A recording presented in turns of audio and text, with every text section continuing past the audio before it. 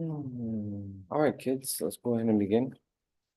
بسم الله الرحمن الرحيم نحمده ونصلي على رسوله الكريم رب اشرح لي صدري ويسر لي أمري واحلل عقدة من لساني يفقهوا قولي سبحانك لا علم لنا إلا ما علمتنا إنك أنت العليم الحكيم اللهم نور قلبي بنور معرفتك واشرح صدري بعلوم كتابك وسنة نبيك واعصمني عن كل خطأ وزلل في بيان مرادك. Everyone has a paper and pen to write with, right? Everyone? Some brothers need a donation, so please help out your brothers. Please help out your brothers.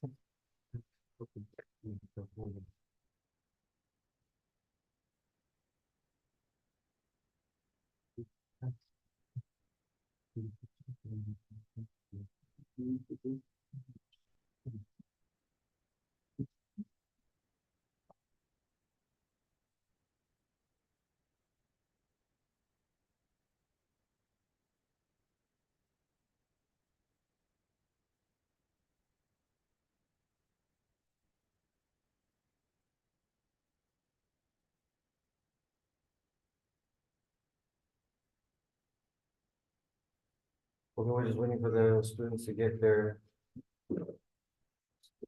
stuff ready.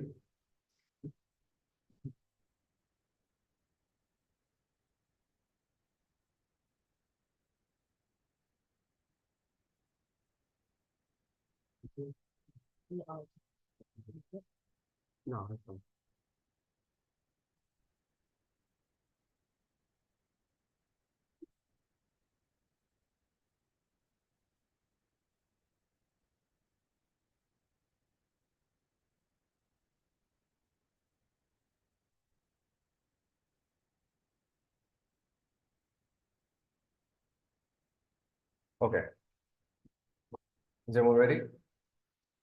Okay, so yesterday we were speaking about the virtues of prayer, and we're going to continue on with that. Then we're going to discuss how to practically perform the prayer according to the Sunnah of the Prophet ﷺ.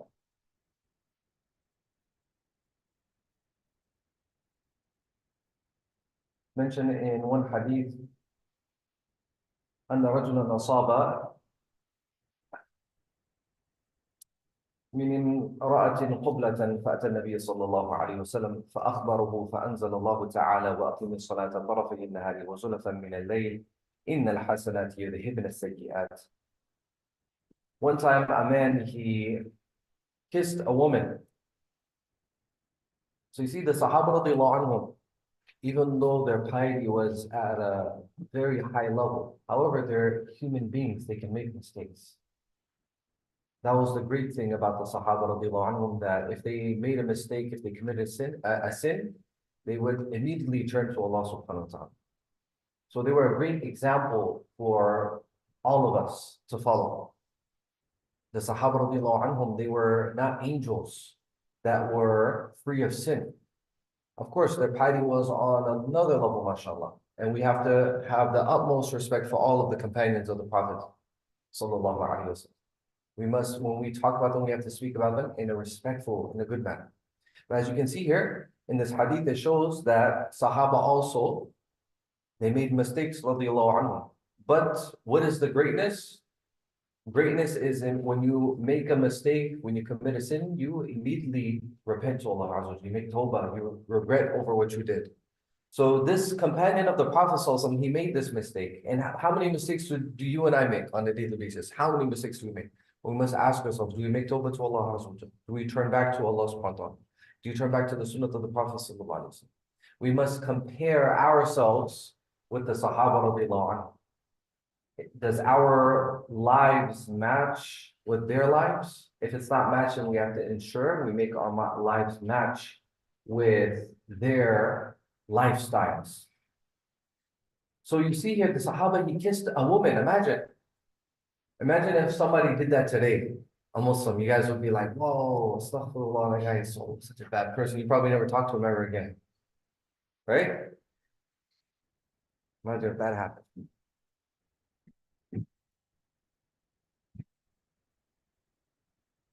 But we all make mistakes, and we should not condemn people to the hellfire.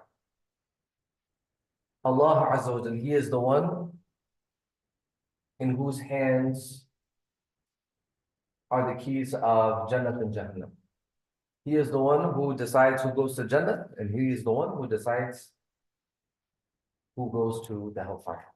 We have no right to say that this person is a Jannati, this person is a Jahannami. That's not our duty, that's not our job. We leave that to Allah Azza wa Jal. So if a Muslim makes a mistake, are you going to look down upon him? Are you going to speak ill of him? You shouldn't do that. Look, the greatest people after the Anbiya alayhimus salam, the Sahaba, the companions, they made a mistake. But you see, Allah subhanahu wa ta'ala gave them another chance. Rasulullah sallallahu alaihi wasallam gave them another chance. If someone makes a mistake, even if his piety has a very high level today. Nowadays, for example, let's say a sheikh, he makes a mistake. Everybody condemns him and he makes like a slight mistake. Astaghfirullah, how can you do that? We should be like those people. Who is a true believer? A believer, he searches for excuses for his brother. What does he do? He searches for excuses for his brother. Like Umar radiallahu anhu said, search for 70 excuses for your brother. But you know, the munafiq, he searches for deficiencies, problems, faults. Let me see where I can find some mistakes in this person. Regardless of whether he is a pious person or a non-pious person. What does he always look? Let me see if I can find a problem in this person. This is the quality of who? Now, the true believers don't have this problem. The believers are like the honeybees. The honeybees goes after what? How is honey produced? You guys went to school here. You guys studied this in what? I think they teach us in zoology, right? Or biology. No, it's zoology. It's been a long time. They go for the pollen, right? Where's the pollen located? So they search for the flowers, correct? So the believer's like honeybee searches for the flowers. But the munafiq's like what? What does the munafiq search for? Blood. Blood.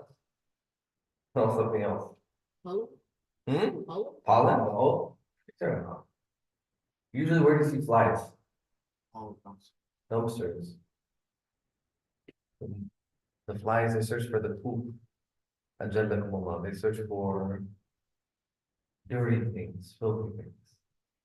That's how the munafiqeen are. May Allah bless you. So, understand we're human beings. We can make mistakes, make excuses for people. If you want to be hard on someone, just be hard on yourself.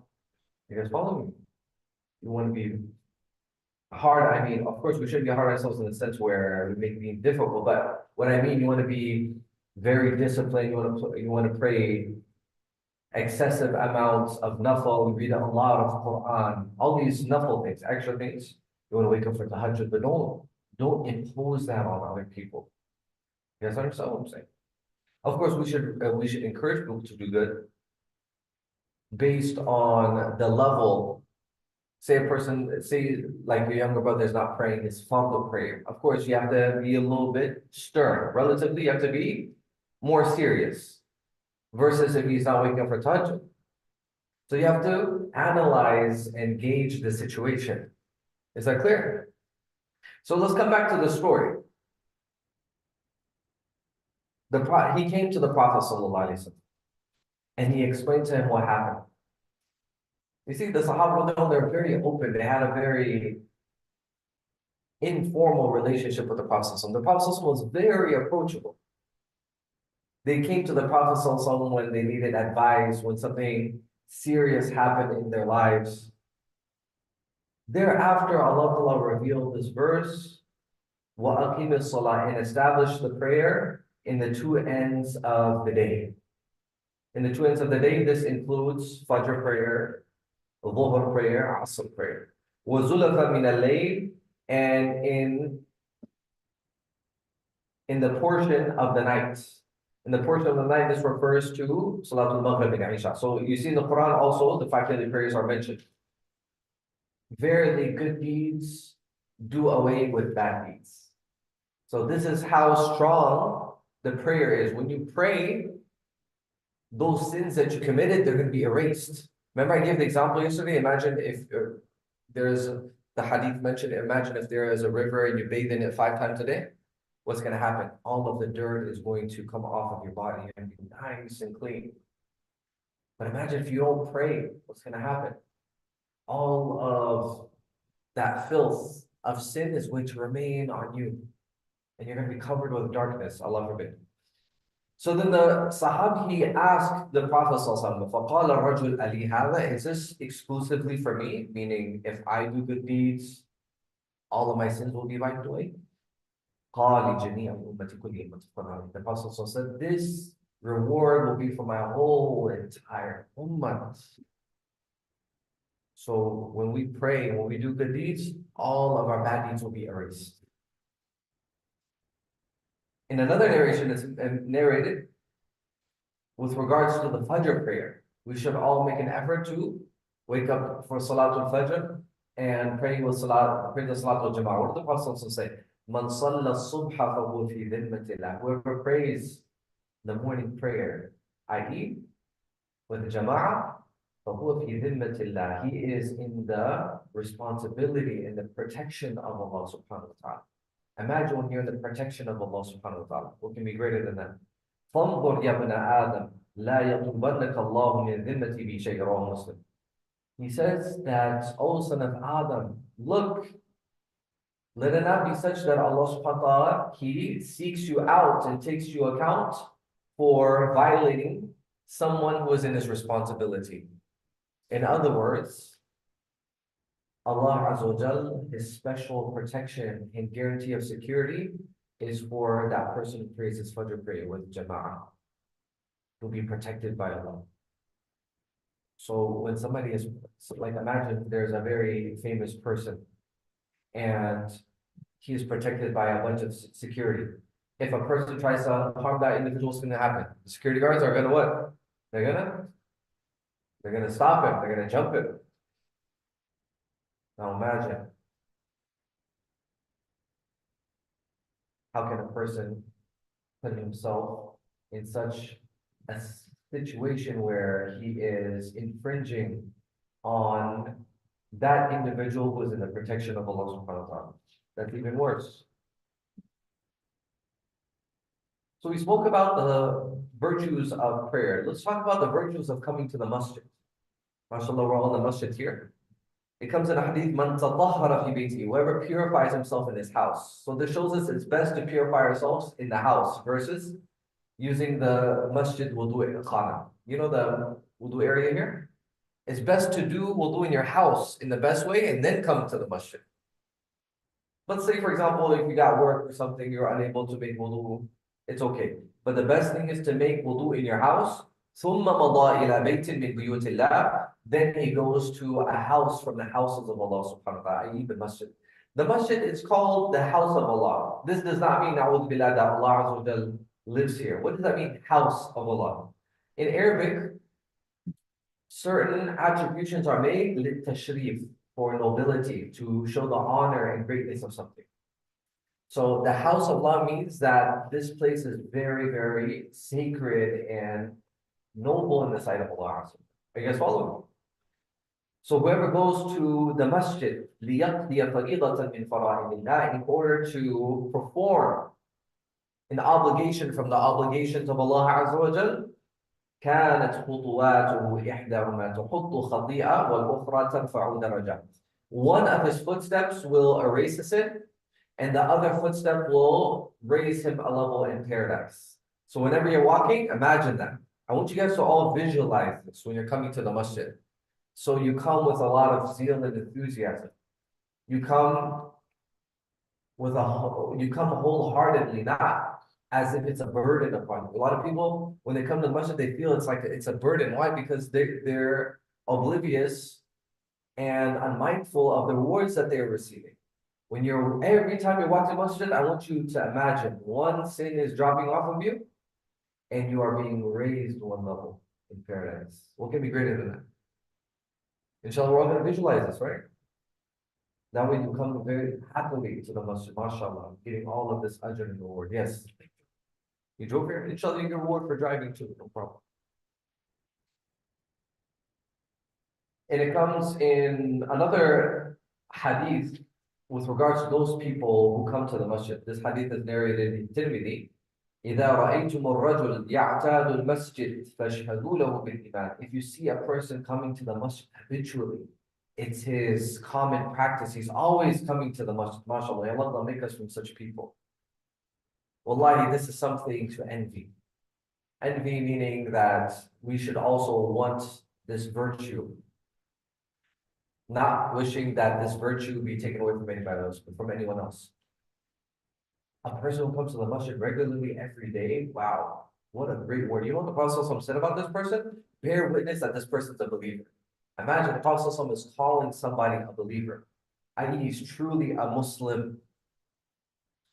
And then the Prophet he read this ayat, قال الله عز وجل, إنما يعمر مساجد الله من آمن بالله واليوم الآخر. Only that person maintains the houses of Allah who believes in Allah in the last day. Ya'mur in the Arabic language, it has a very broad meaning. It includes building masjids, it includes taking care of the masjids, such as cleaning them, maintaining them. It also includes worshipping Allah subhanahu wa ta'ala in the masjids. Coming here, making dhikr, sitting for i'tikaf, praying as-salah. All of this is included in Ya'mur Masajid Allah. So for example, a person, he regularly comes to the masjid, he is intended by this ayah. The Prophet said, bear testimony that this person is a believer. MashaAllah, what can be greater than that? Imagine, the Prophet said this about you on the condition you come to the masjid regularly. Moreover, there are many other rewards for being in the masjid, and in particular, sitting and waiting in the masjid, waiting for the next salah. It comes in the hadith, لا يزال أحدكم في صلاة ما دامت الصلاة تحبسه. You continue to be in prayer as long as prayer is holding you back. So let's say, for example, we're waiting here until Salatul Asr. We're waiting here until Salatul Asr. Or that's very long. Say some of you came here early, way before Dhuhr time, and you're waiting for Salatul Dhuhr. You're considered to be in the prayer. You get the reward of being in prayer just by you being there. Therefore, a person should be on his best behavior. They shouldn't mess around and ruin their reward by playing video games in the masjid, by talking about worldly matters, certainly useless. But rather, we should engage in the remembrance of Allah, pray salah, read the Quran, because you're considered to be in prayer. So you should be on your best behavior. And لا يمنعه أن ينقلب إلى أهله إلا الصلاة. Nothing is stopping you from going back to your family except prayer. You're like, no, I have to stay here and pray. I can't go back. I have to pray. That's the thing that's holding you back. In another narration, it's mentioned, الملائكة تصلي على أحدكم ما دام في مصلاه الذي صلى فيه. Say, for example, you finish your prayer and you're sitting there, you're waiting there, and you're not doing anything. You're just sitting there. Even better, you're making dhikr. But let's just say you sit there and do nothing. The angels continuously make dua for you. As long as you're in your prayer area, you don't move from there. And it's mentioned, what is the meaning of the angels praying for you? They ask Allah to have mercy upon you. They ask Allah to forgive you. These pure beings, angels, they are sinless. They cannot commit sin. Allah has protected them from that. Imagine they're making dua for you. Is the dua going to get rejected? You know, sometimes we go and we ask, mashallah, our parents, of course, our parents are very good people and everything. We ask the local imams to make dua for us, our grandparents. Mashallah, that's good. But imagine an angel making dua for you. Allahumma ighfir lahu warhamhu, Allahumma ighfir lahu warhamhu. The meter is on, they're continuously making dua for you. Allahumma ighfir lahu warhamhu, Allah forgive him, Allah have mercy upon him, Allah forgive him, Allah have mercy upon him. So as long as he stays there, he will be attaining this reward. And then the Prophet ﷺ said, مَا لَمْ يُحْدِث, as long as he doesn't break his wudu. So when we come to the masjid, we should be in the state of wudu. I guess you understand what I'm saying? You pray, after you're done praying, you stay, you make dhikr, you wait there, and the angels are continuously making dua for you. You're only going to get this in the masjid, you're not going to get this at home. تقول اللهم اغفر له اللهم ارحمه. They're saying, oh Allah forgive him, Allah have mercy upon him.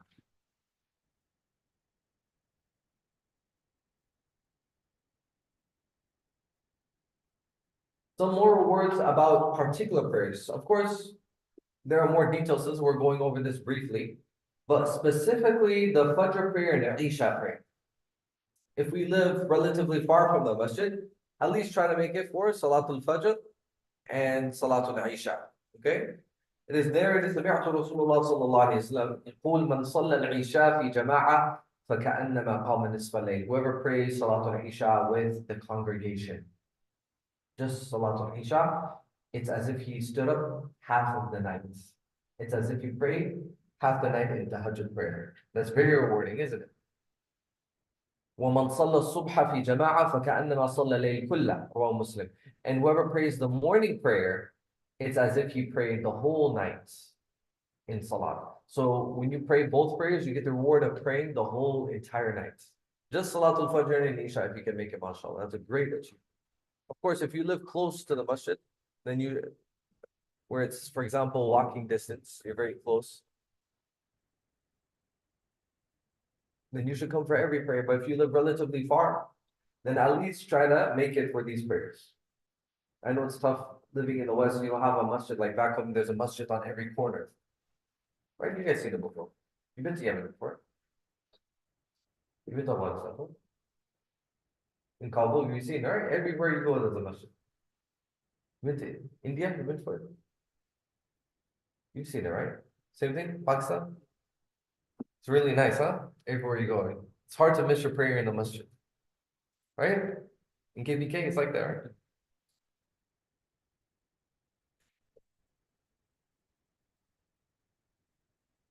Allah subhanahu wa ta'ala give us something like this here. Inshallah, you'll see Muslims are growing. Make sure we drink with our right hand, okay? MashaAllah, Muslims are growing. More and more people are accepting Islam. Every day, mashallah, people are entering into Islam. It's a beautiful thing. Imagine one day you're going to see so many masjids here. Here in just Fremont. In Fremont, we have many masjids, but imagine even more, they're going to be they're going to be so many Muslims that the masajid are not going to be enough. We're going to have to increase the number of masajid. Even if you go to certain communities here in America, you will see so many masjids there, so many halal restaurants. It feels like you're in a Muslim country. Have you guys been to Dearborn, Michigan? You guys see it? It's like that, right? Have you heard about this one city called, I think it's called Hamtramck or something like that, Hamtramck.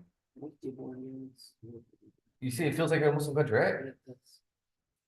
There's another city in Michigan. It's the most Muslim populated city in all of America. Hamtramck, something like that. It's like 60% Muslim, I think. Yeah, and they call it the Adhan out loud. So it's a beautiful scene. But imagine we have that here also. In California, we have a lot of Muslims, but everyone's spread apart. But inshallah, such a time will come. Because look, if you look about 20 years ago, all of this didn't exist. Many of the masajids you see today didn't exist here in the Bay Area. Now, imagine 10, 20 years from now, what's going to be. And it comes in another narration, وَلَوْ يَعْلَمُ مَا فِي الْعَتَمَةِ وَالصُّبْحِ لَأَتَوْهُمَا وَلَوْ حَبْوًا مُتَّفَقٌ عَلَيْهِ. The Prophet also mentioned, if the people knew the reward of Salatul Jama'ah, of the Isha prayer and the Fajr prayer, they would come to the masjid and pray these two prayers, even if they had to crawl. That's how rewarding it is. If they knew the reward for Fajr prayer and Isha prayer with Jama'ah, they would come here even if they had to crawl. Now, mashallah, we have all of these luxuries. We have cars, we have even bikes, right? Bikes make it easy. Say if you don't drive, you have a bike, mashallah. They have these electrical, what was that thing? You know those electrical things, the scooters, right? Like you guys seen those? The new ones that they make. What was it? E-bikes? With the two-wheel. I see a lot of these youngsters on it nowadays. They're like on this thing, and then I don't know if they charge it. What is it? Yeah. And then they have the other thing that you stand on. What is that called? Huh? Hoverboard, yeah. Hoverboard. They have all of these things. And look, the Prophet was saying, if they knew the reward, they would come to it even if they have to crawl. We don't have to crawl. Alhamdulillah, Allah's made it easy for us. But that's how rewarding it is. May Allah give us the tawfiq to practice this. I mean, it's easy to talk about it, but to do it, that's where the challenge is. But if you do it, alhamdulillah, mashallah, you are blessed by Allah Azza wa Jalla. You should thank Allah that Allah has enabled you to come to the masjid for these prayers. We're all weak, I'm not sitting here and saying I'm perfect. I'm saying this for my own reminder. I'm saying this to remind my own self. And lastly, let's talk about, in general, the reward of prayer and the harms for leaving out the prayer. It comes in one narration where Ibn Mas'ud radiallahu anhu, he narrates, Sa'altu Rasulullah sallallahu alayhi wasallam, Ayyul a'mal afdal. I asked the Prophet sallallahu alayhi wasallam, which actions are the best? قال الصلاة على وقتها. And before I continue, notice that the Sahaba, they always wanted to know what was the best action to do because they wanted to do it themselves. They were so desirous and zealous to gain reward and gain closeness to Allah that they would always ask the Prophet, what is the best thing to do here? What is the best thing to do there? So they said, which actions are the best, O Rasulullah alayhi salatu wasalam? The Prophet said, as-salatu ala waqtiha, prayer in its time. Prayer on its time. Then what is the next one? قال بر الوالدين, doing good to your parents. SubhanAllah, that's how important it is to do good to your parents. He mentioned it right after Salat. Inshallah, we're all doing good to our parents, right? We're all nice to our parents? Yes? Everyone's so quiet, mashallah. That's good. What was your name? Yeah. Yahya, mashallah. Shout out to Yahya's parents. Inshallah, they're happy with him. Everybody else doing good to the parents? Yes? MashaAllah. Keep on doing good to your parents. If you want to be successful in this world and the next, make sure you do good to your parents. قلت ثم أي, then what's next? What's third in line? قال الجهاد في سبيل الله, fighting in the path of Allah Azza wa Jalla. And the Prophet ﷺ mentions in another hadith, بني الإسلام على خمس. Islam is built on 5 pillars. What are those 5 pillars? Shahadati an la ilaha illallah, bearing testimony that there's no God except Allah. Wa anna Muhammadur Rasulullah, and Prophet Muhammad sallallahu is a messenger. Wa iqam as-salah, in establishing the prayer. Wa ita az-zakat, in giving the zakat. Wa hajj al-bayt, and performing the pilgrimage of the house. Wa sawmi Ramadan, and fasting in the month of Ramadan. This hadith in Bukhari and Muslim. So you guys see these pillars here, right? You see, like right here. Imagine if you remove these pillars, what's going to happen? The building is going to become weaker and weaker. And obviously the central pillar of our Islam is what is the kalima. If a person removes that, the whole building is going to collapse, i.e. the building of your Islam is going to collapse. But the more pillars you remove, the more weak your building becomes. And one of the main pillars of your Islam is what? As-salah, the prayer. You cannot remove that, guys. You must have salat in your life. That's holding your Islam together. And as a matter of fact, it's narrated by one of the tabi'een, Shaqiq bin Abdullah. It's narrated by him, كان أصحاب محمد صلى الله عليه وسلم لا يرون شيئا من الأعمال تركه كفر غير الصلاة. This hadith is narrated in Tirmidhi. He said that the companions of the Prophet ﷺ did not consider the leaving of any action to be kufr other than salah, meaning they considered the leaving of prayer to be an act of disbelief. That's how severe it was. You understand? To leave out the prayer. And we're going to talk about it in detail. Is it disbelief in the literal sense or not? It comes in a narration similar to what I just narrated to you, where the Prophet ﷺ says, hadith narrated in Muslim, Inna bayna rajuli wa bayna shirki wal kufri tarku salah. Between a man and between polytheism and disbelief is him leaving the prayer. In other words, the prayer is a barrier between him and disbelief. Once he removes that barrier, he's going to fall into disbelief. Okay, so there are 2 ways to look at this hadith. I want you guys to understand this. Number 1, okay, this question comes out. Is a person a disbeliever if he leaves out the prayer? In that case, if this was the case, the majority of the people we consider to be Muslims are going to be what? Disbelievers. Because the majority of Muslims don't pray, isn't that correct? Majority of Muslims don't pray. It's a reality. So there are two ways to look at this hadith. Number one, the Prophet ﷺ is showing the severity of leaving out the prayer, meaning it's this action is bad. It's the action of disbelievers to not pray. He's not literally a disbeliever, but he's doing the action of disbelievers. Okay, that's number one. And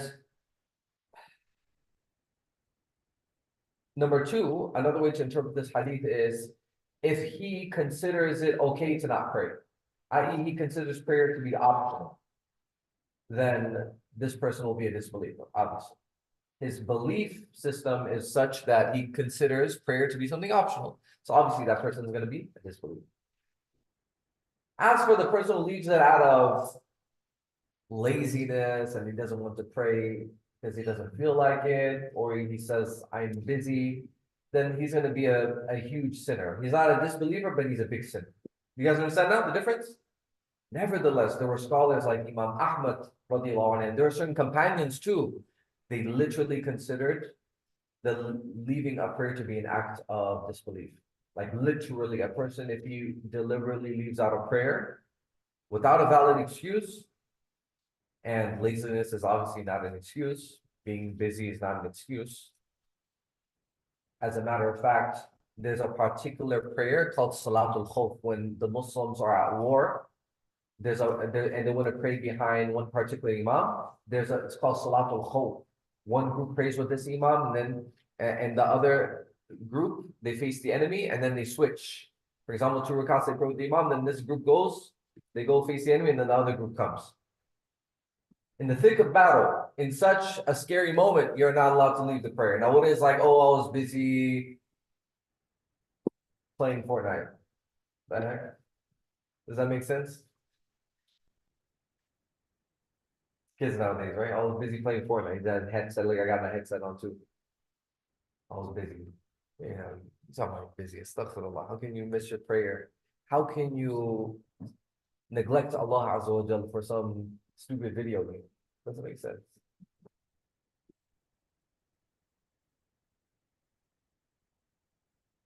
Did I offend anybody here? Sorry.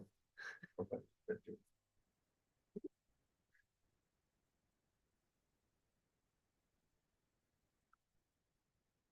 Don't worry, you're gonna grow out of video games one day. Hopefully, a lot of people they're 40 years old, they still play video games. What a misfortune. Like I used to play video games when I was a kid. I'm glad I grew out of it. The last console I owned was a PS3. What do they have now? 6? PS5. After that, I stopped. It was like around high school time. I'm done growing. I should have grown out of it earlier. And lastly, إن أول ما يحاسب به العبد يوم القيامة من عمله صلاته. The Prophet ﷺ said in the authentic narration there in Tirmidhi that the first thing the slave will be taken account for on the Day of Judgment from his actions will be his prayer. That's the first thing to be asked about.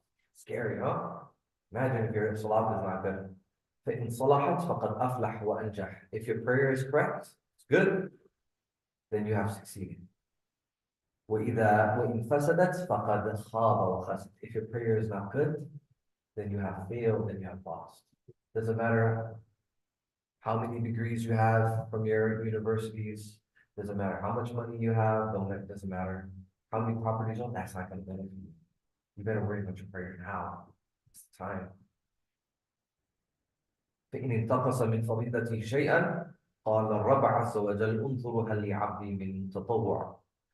And then if there's any deficiency in his fard prayer, say for example, if he was praying very fast and without concentration, etc., Allah Azza wa Jalla will say, look and see if my slave has any optional prayers, nafal, sunnats, for example. And then what's going to happen? Look at the importance of nafal and sunnah prayers, guys. A lot of people, they just pray their fard and then no sunnah at all. Astaghfirullah. And what do they say? They say it's just a sunnah. What kind of attitude is it? It's just a sunnah. The Sahaba used to practice upon something because it was a sunnah. How can you leave something because of something? This is a very bad and disrespectful comment to make. It's like you're looking down on the sunnah. Don't say that. That's a very heinous statement to make. It's just a sunnah. This word should never come out of your lips. Fahimtum? That's like a person is looking down on the sunnah. So the sunnah prayers that you do, the nafil prayers that you do, it's going to make up for the deficiencies for your fard prayer. You guys with me?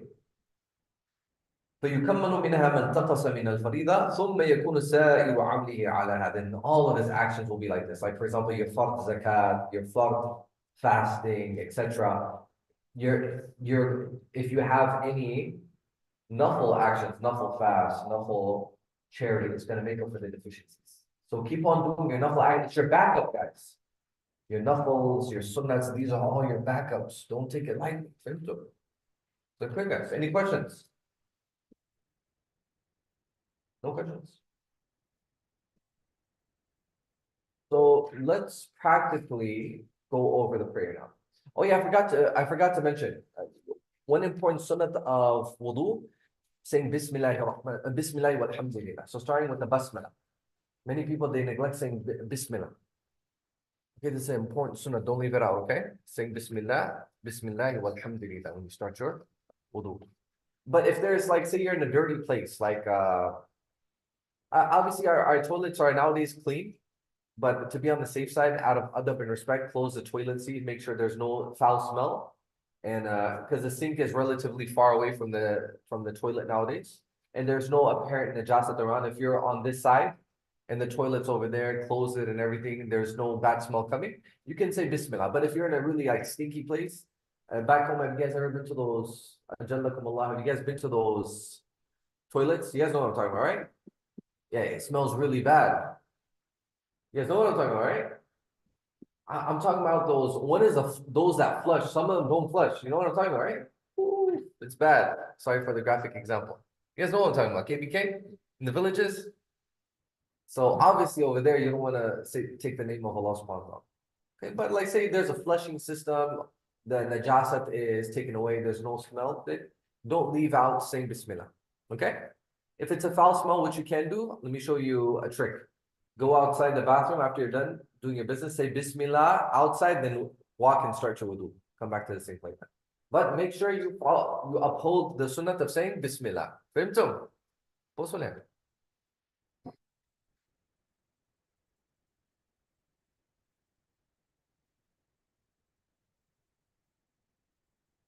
Any questions?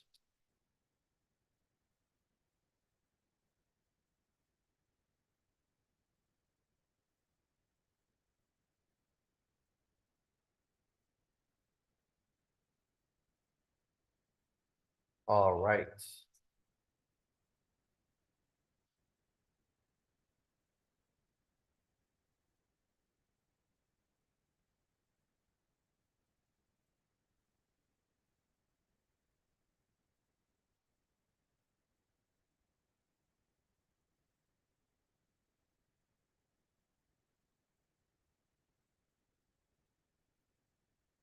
Okay, let's go over the prayer now, okay? And I'll explain to you. So first and foremost, so make sure you guys listen to this, because it's very, very important. We're in the state of wudu and everything. Our clothes are clean. Our clothes and our bodies don't have any impurities on them. Many a time people, they use the bathroom and they don't clean themselves properly. Oh, subhanAllah, we didn't talk about using the bathroom. Let's talk about using the bathroom first, and then we'll go to how to use the bathroom. Yes, you guys are probably like, well, but I know how to use the bathroom. I'm not saying you don't, but you'll be surprised many things you don't know. You don't have to raise your hand, but believe it or not, many people don't know how to use the bathroom. They're 67 years old, they don't know how to use the bathroom according to the Islamic teachings. That's very, very sad. Isn't that sad? That's sad, isn't it? It's like, wow, you have all these degrees and you're a millionaire, billionaire, you don't know how to use the bathroom properly.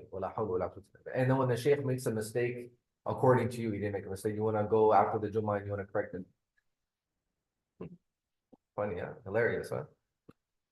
Next time if someone comes to me, maybe I should tell them like, hey, can you explain to me how to use the bathroom? Then we'll talk.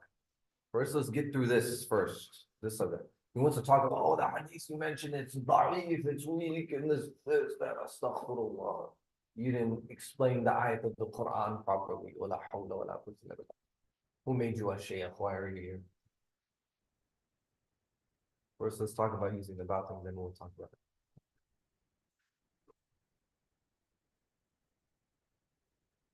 Meaning it's something so simple. It's everyday part of our lives, and people don't know how to do it. And they want to talk about big matters. Like seriously, like you need to calm down. All right.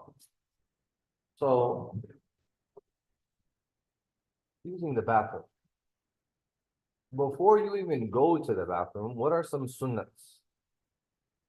Some some practices, some habits of the Prophet ﷺ that he had when he used the bathroom, and we'll get rewarded by us following it. Imagine that when you follow the sunnah of the Prophet ﷺ, even when you use the bathroom with this intention, I'm going to follow the sunnah, you'll get reward for it. Imagine how much time we spend eating, drinking, sleeping, using the bathroom. All of these habits, if you just make the right intention, you do it according to the sunnah, you get reward for it. Half of our life is spent doing these things. Scary, isn't it? So what's left of our lives? Say if we live 60 years, you literally only live 30 years because your truly life is that what you use to prepare for the akhirah. That's what true life is, right? That's what really your life is. That's what really mattered. Those portions that didn't help you in the akhirah, they weren't so beneficial for you. Yes, the benefits restricted to this world, but hereafter you're not going to see it. Follow. It's like, for example, you're paying rent. All that money is going to waste, meaning you're never going to own that house. It's not going to be there for you. I guess with me. Don't feel down if you're renting. I rent too. It's okay. There's nothing wrong with it. I'm just giving an example. Okay. So using the bathroom, the Prophet ﷺ, he used to cover his head when he would go to the bathroom. So covering the head, that's one sunnah. Okay, guys. Number two, he used to step into the bathroom with which foot? Left foot, mashallah. Very good. You guys know how to use the bathroom. And he used to read a dua. Do you guys know which dua this is? Loud, loud. Good. Bismillah, Allahumma inni a'udhu bika min al-khubuthi wal khabath. In the name of Allah, O Allah, I seek refuge in you from the male jinn and the female jinn.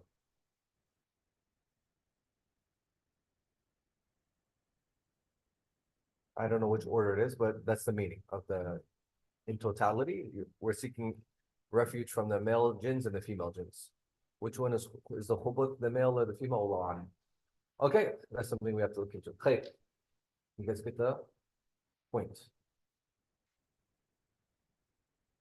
Okay.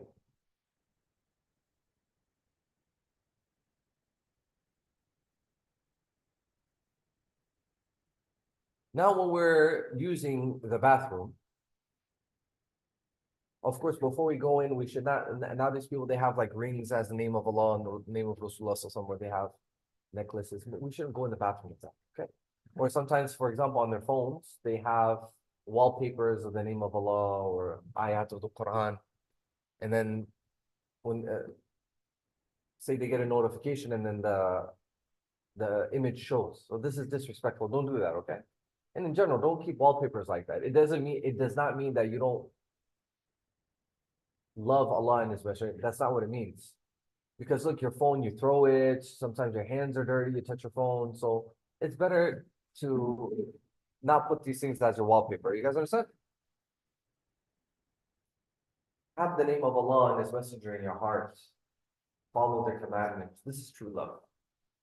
And keeping a wallpaper doesn't mean you truly have love for Allah and His Messenger. Okay.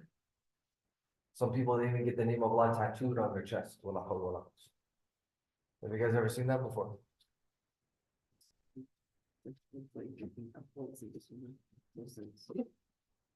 People do stuff like weird stuff like that.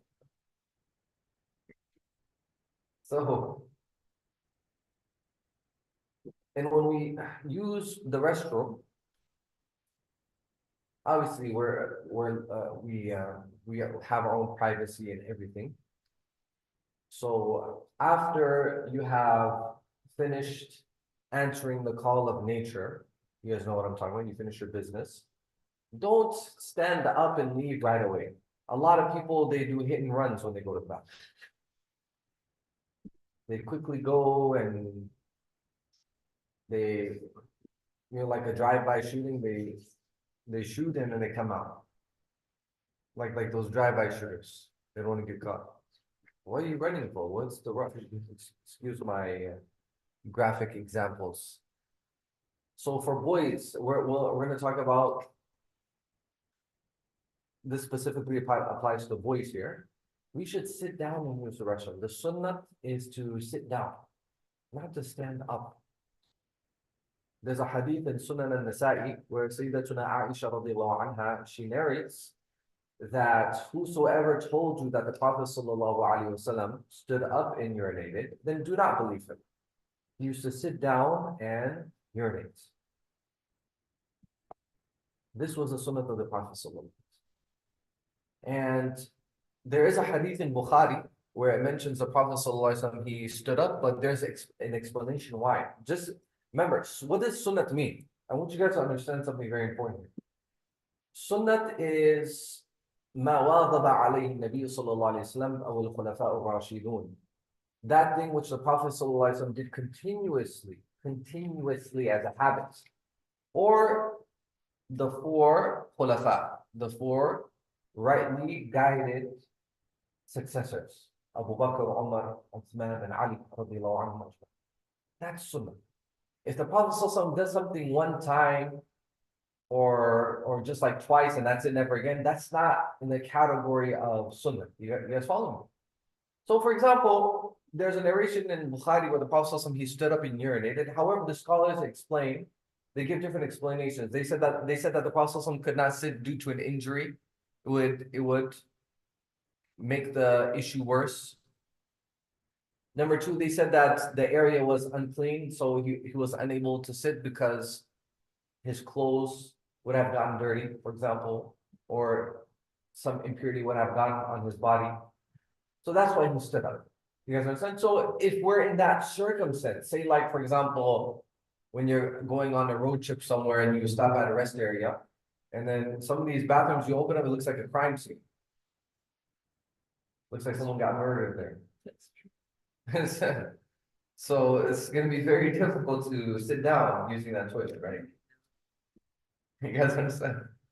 So there are exceptions where you can stand, and by the time you finish cleaning up the crime scene, it's probably like 20 hours is gonna pass. Your ride is probably gonna be gone by then. You know what I'm saying?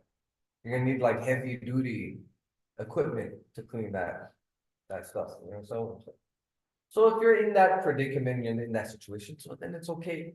But don't make a habit of standing and urinating, guys. Let me mention a few problems that arise from standing and urinating.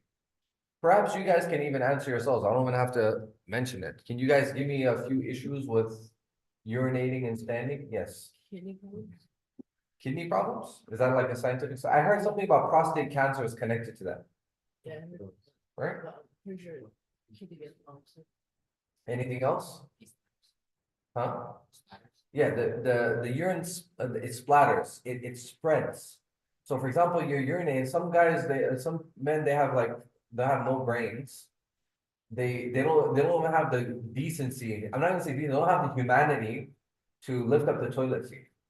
So they pee all over the toilet seat as if the guy that comes after them wants to sit on that. Excuse my graphicness. You guys understand what I'm saying? A lot of these kids, for example, they do that. It's so annoying. You go there, when I go to the bathroom sometimes here, I read my dua, Bismillah, and I open up and I close the stall. Next one, close it, I have to like go through all of them. And then I finally throw in the white towel, like, okay, I have to just choose the least dirty one and just try to clean it to the best of my ability.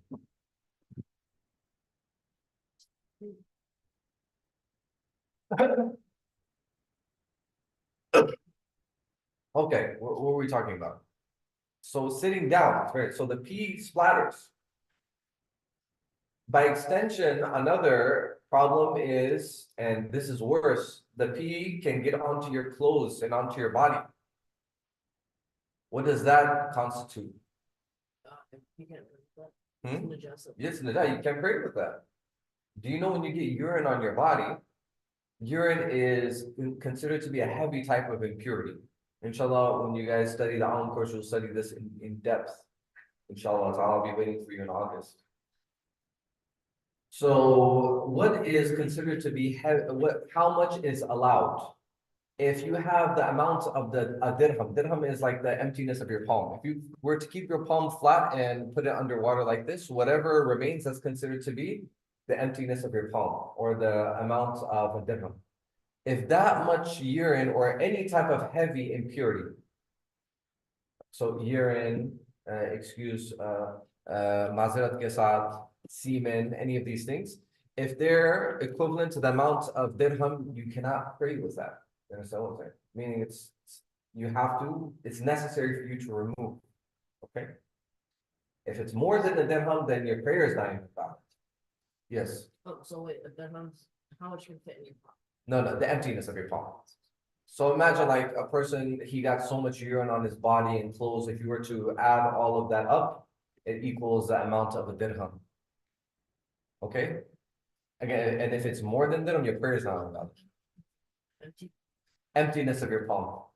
Emptiness of your palm. So emptiness of palm means, you see this hollow section? So how do you know what the emptiness of your palm is? Put your palm underneath running water and then turn off the tap. Your hand was flat initially. Whatever water remains after you turn off the tap, that's considered to be the amount of the dirham. You guys understood that? Good.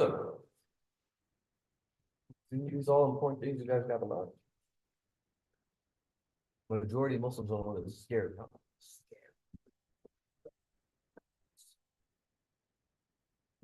Scared in a horror movie. Muslims are talking about, oh, there's so many problems in the world today. Muslims are suffering. They don't even know these simple things. Whereas Salat is the key to all of our problems. The Prophet ﷺ, when he was faced with a hardship, would resort to Salah. People don't know these things. And they're talking about, oh, what's going on in the world, how come Muslims are sleeping, how come this, and that. We need that. Look at our own selves. Go, what we're doing.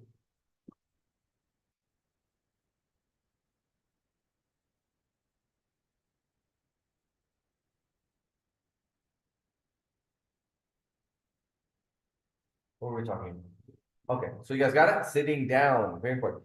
And if you do not guard yourself from your urine droplets, there's authentic narration. The Prophet also mentioned, "Istanzihu min al-bawl, فَإِنَّ عَامَةَ الْعَذَابِ مِنْهُ." Guard yourself from urine because the majority of the punishment is because of the urine.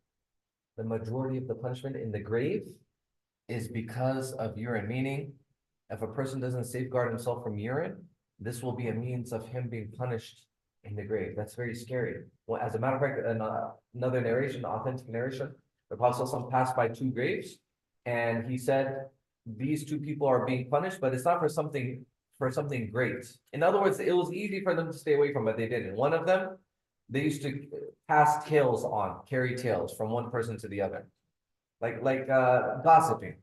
You understand? To carry tales, and yeah, like for example, like just going around causing problems. Like, yeah, so and so did like this, so and so did like that. And then another person, he didn't guard himself from his urine. Perhaps he would stand up and urinate and he didn't clean himself afterwards. He used to splash back on him. All of these problems arise from this. Another thing, let me tell you. So that's with regards to sitting down and urinating. Number two, when you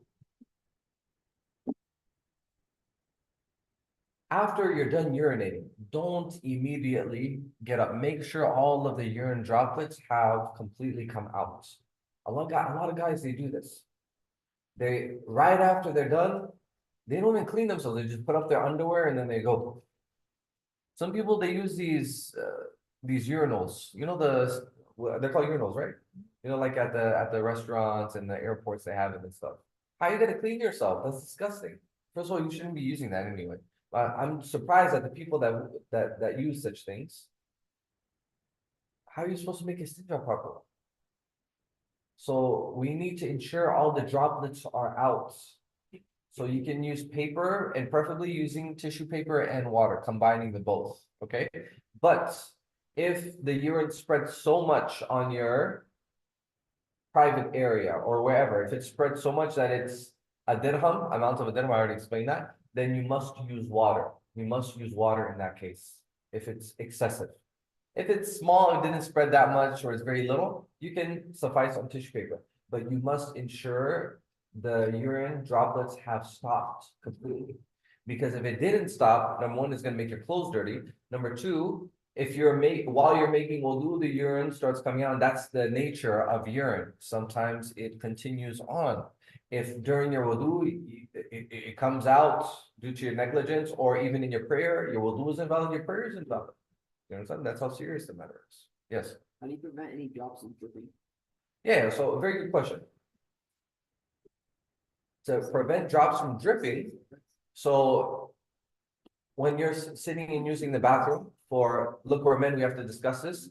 So the private area, taking it, squeezing it, going from the bottom to the top, bottom to the top. Make sure you're squeezing out all of the urine. Please don't spend like 30 minutes in the bathroom doing this, okay?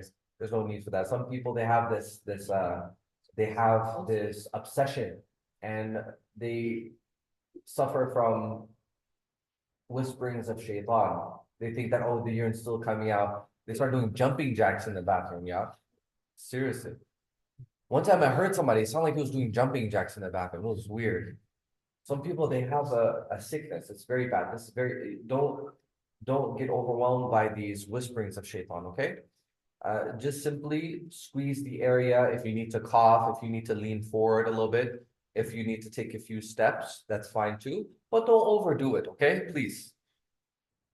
Don't start doing squats in the bathroom and then it's gonna be looking like you're exercising. You don't need to do that. Okay? It should not take you more than a minute, okay? Time yourself. This is called Arabic istibra. Should not take you more than a minute, yeah. It's taking you more than a minute, something's wrong with you. Okay? And also when you pour water over that whole area, it will freeze that area and stop it from coming out more. So preferably, some people, everyone's different. Some people, the urine takes a longer time to stop. If you find yourself in that predicament, then when you use cold water, it will stop it, inshallah ta'ala, okay? Sometimes when you keep on using tissue, it doesn't stop. Sometimes you have to use water. It's fine, use water. فهمتم؟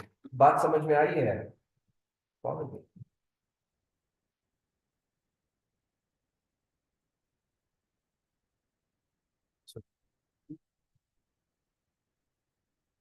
فهمتم؟ I just said, do you understand like 50 languages?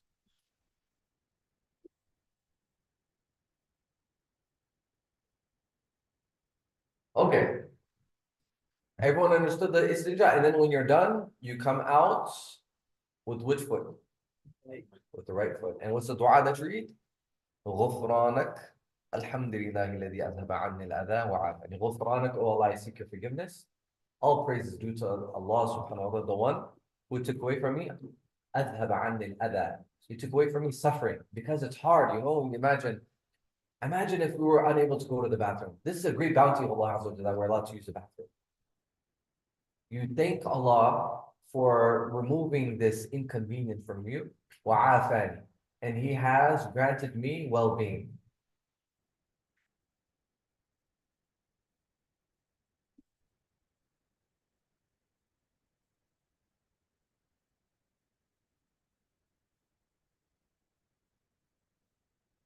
One time there was this king, and a poor person, he walked past him, and he started talking to me. It's a very interesting story. He said, hey, king, say you're stranded in the middle of nowhere and you were extremely thirsty. It was a hot day and you didn't have any water to drink. What would you give to obtain that cup of water? You guys know what he said? He said, I'll give half my kingdom for that cup of water. Then the poor person, he continues on and he says, what if you had to use the bathroom, but due to some medical condition, you were unable to pee, and the urine was stuck in your body, and you're going through extreme suffering and inconvenience because you're unable to let it out? What would you give in order to use the bathroom? He said, I'll give my other half of my kingdom. So the poor person said, he said, look, your kingdom is worth one cup of water and one opportunity to go use the bathroom. That's the reality of your kingdom. What does that tell us? You see, we should never underestimate and undermine the value of water that we have to drink. The ability to go to the bathroom every day. This is a great bounty. Wallahi, there are people who can't use the bathroom. Or there are people who have to use diapers. They have those, have you seen those little, what are those things called? Little bags that they have on the side? They constantly have to walk with that and they pee in that bag. There's like a tube and then they pee in that.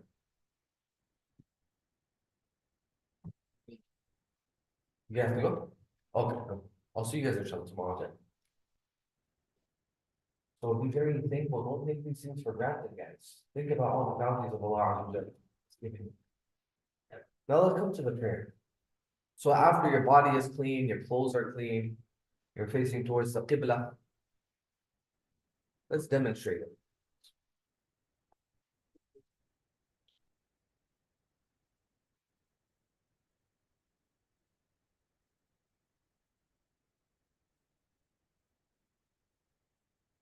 And inshallah for the sisters, a lot of the things that I mentioned is going to align with how the sisters pray.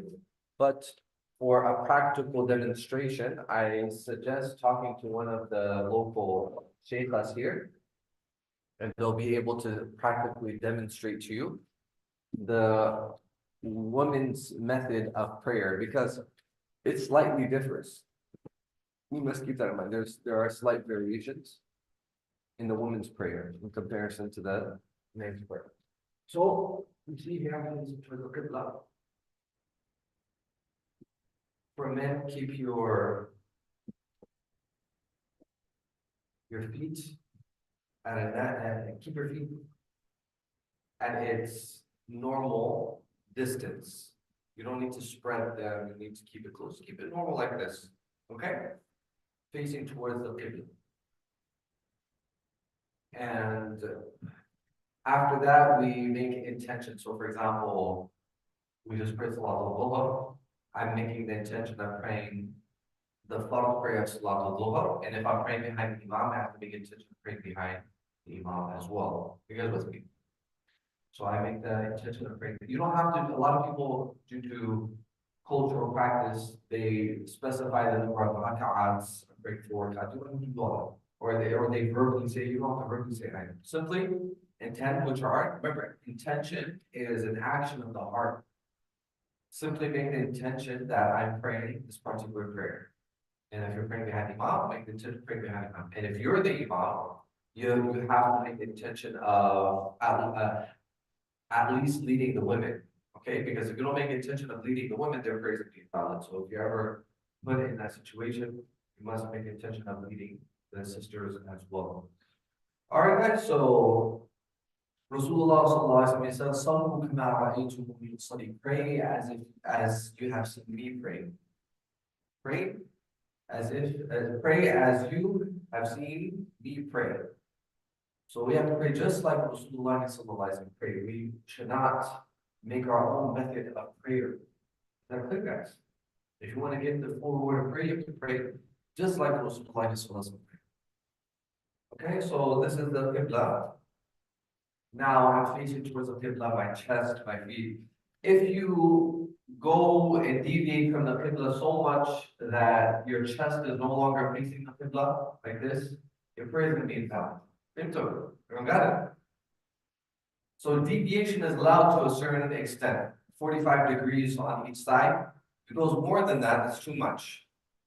So how would you know, imagine, how would you know that you deviated too much? If you were to draw an imaginary line from where you are to where the Kaaba is, and no longer that line is hitting your chest, that means you have deviated too much. Thus your prayer will be valid.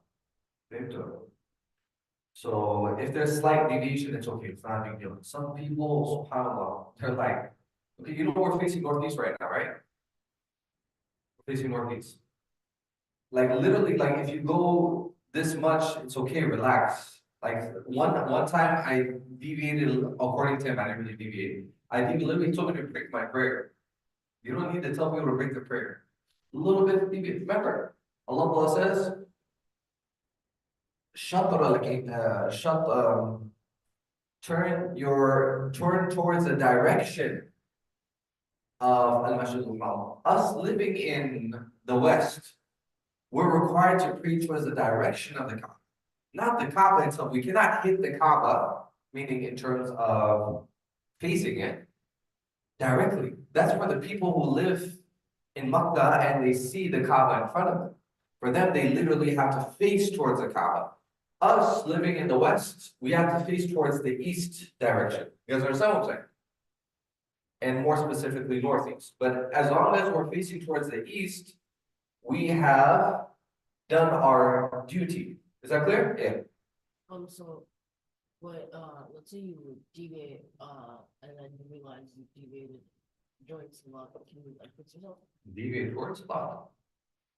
What do you mean? If you start praying and then you turn a bit away from the Qibla, and then you wanna, It's like, yeah. yeah, and then you, Meaning it's more than 45 degrees. Okay, my question was, how come he did that at the beginning? mistake. Mistakenly, right? Like, yeah. But he didn't try his best to find out, or anything, he just like, He misunderstood the person saying which direction the Qibla is.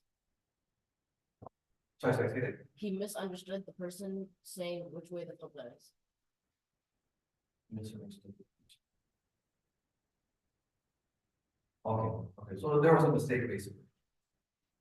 Wallahu ta'ala, this is something after, does he have to break it or can he turn it for Wallahu a'lam? Can you text me this question? Or just email it to me, okay? Or I'll remember, let me just look into it, okay? Let me look into it, because this is going to require more explanation. Alright, so everyone understood about the Qibla, right? Understood? And there are many details about the Qibla. Say you're traveling, you don't know where the Qibla is, you have to make an educated guess. All those are the details you're gonna say in Al course, inshallah. Okay? So I'm gonna say those details in Al. Alright then. So okay, now we lift our hands. Look at me. For men, we lift our hands up to our earlobes, sisters, up to the chest. Men up to the earlobes. So you see, my thumbs are going to align with my earlobes. You can touch them too, okay? You can touch them to make it easy for you. So like this. Yeah. So touch the earlobes like this with your thumbs. Your palms are going to be facing towards where? The Qibla. And don't spread your fingers out, nor close them. Leave them naturally in their normal position like this. And then once you have raised your hands, you say Allahu Akbar. Okay? You have to say Allahu Akbar loud enough to hear yourself. Many people, they merely move their lips. That's not saying the takbir. You have to ensure that the sound reaches your ears. Yes. So if you don't touch your earlobes, is that wrong? I mean, the, The correct way is to touch the earlobes. You understand? That's what the books of fiqh mention, touching the earlobes. You guys with me? Any other questions? Like this, so you see, like this.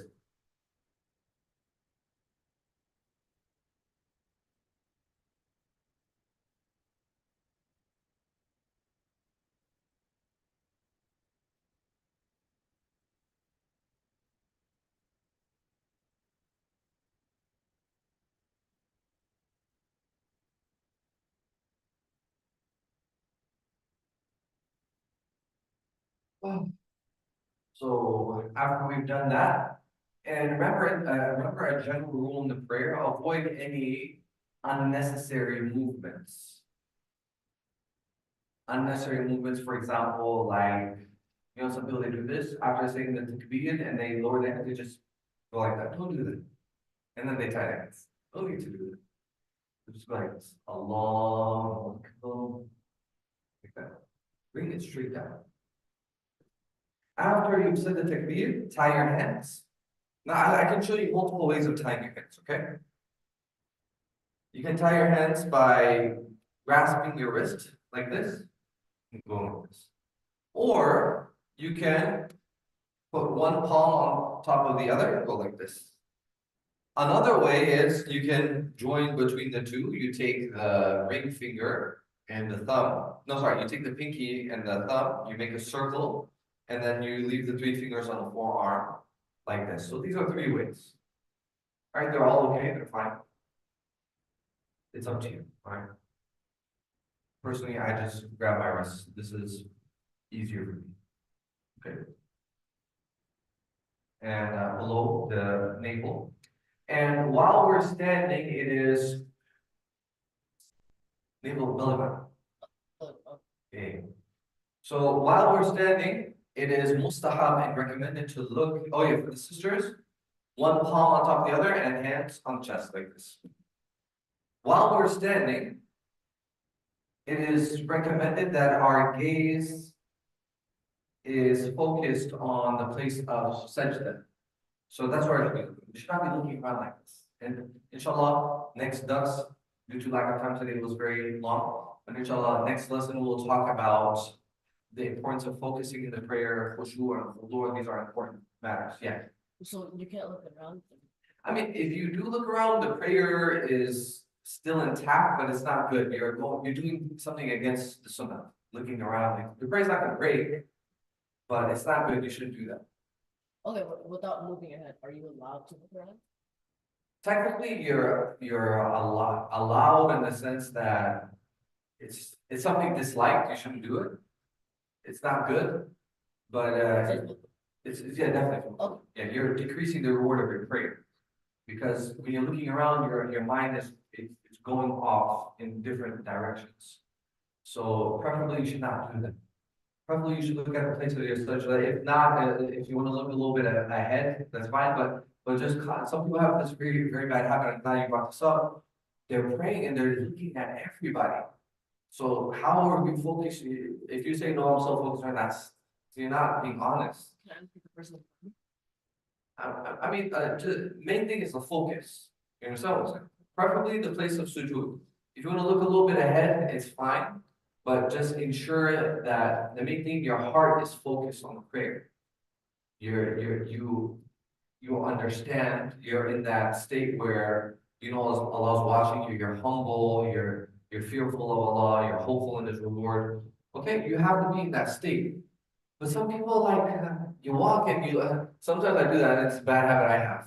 When some people I know, when they're praying, I just look at them. They're praying, and I'm looking at them, and he's looking at me. It's weird. Huh?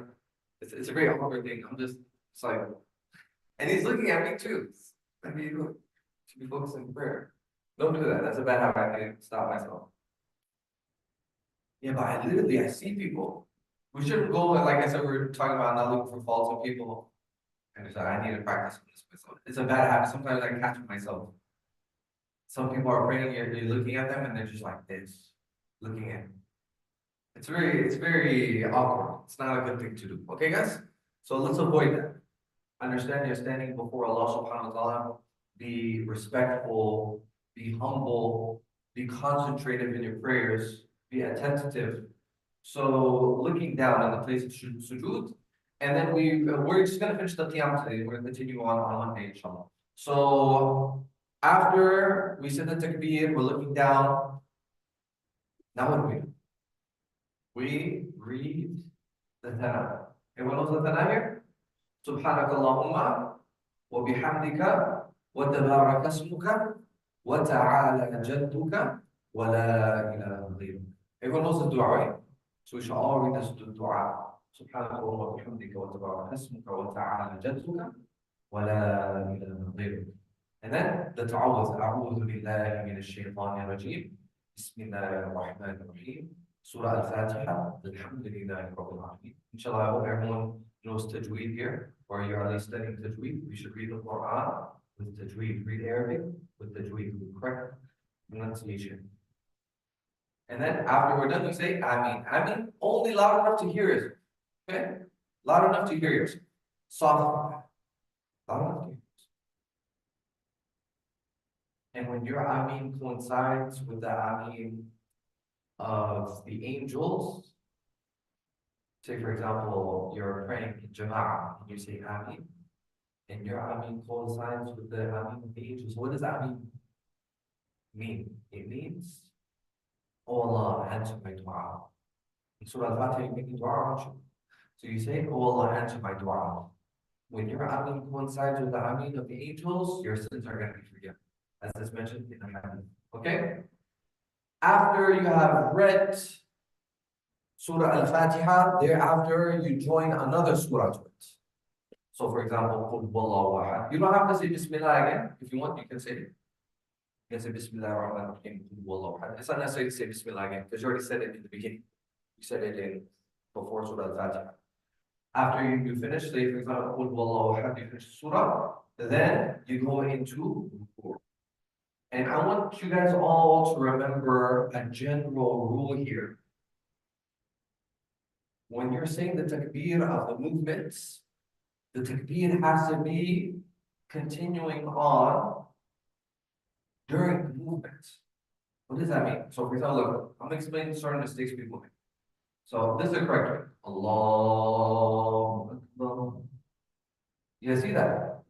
I start the takbir from the standing position and I end where? The ruku' position. This one, see, look. Allahu Akbar. Stop here. What do people do? It's a big mistake. They say Allahu Akbar. You saw that mistake?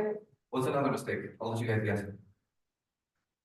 After you go down and then you saw. Yes. Allahu Akbar. This is a place of saying what? Subhanallah bil azim. He's saying Allahu Akbar. That's not the place to say Allah. You guys see the mistake? So while you're going down, you start from the standing position, you start the takbir, and you end in the position. Allah Akbar. Allah. Everyone got it? We're going to practice this, right? Inshallah? Okay. Any questions? Jazakallah. Okay, guys, you guys can go. If you have any questions, yeah. Also, like, let's say there's a few people right? Yeah. Different from me like that.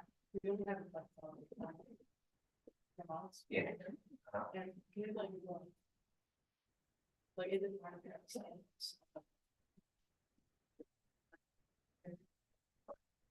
They're just two people, right? Yeah. So they're just two people praying, and you want to pray in Jama'ah, right? You want to pray together. What you do is, Imam stands on the left side, and the follower stands on the right side. Stand close to each other, close to the spot. But if you're following him, make sure you don't step in front. You step in front of him, you pray to the people. Okay? Is that clear? If you're scared, you're going to stand in front of him, you can come a little bit back, like put your feet next to his heels to avoid going in front. Okay.